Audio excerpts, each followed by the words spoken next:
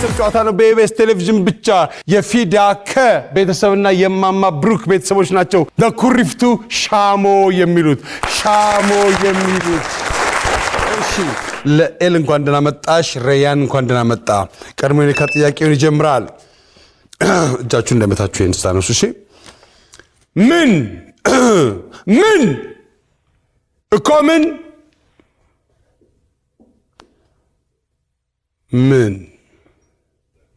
ሊቆላ ይችላል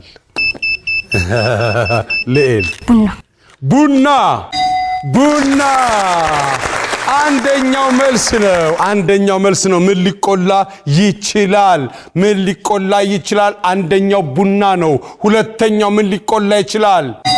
ቆሎ ነው ቆሎ ሶስተኛው በቆሎ ነው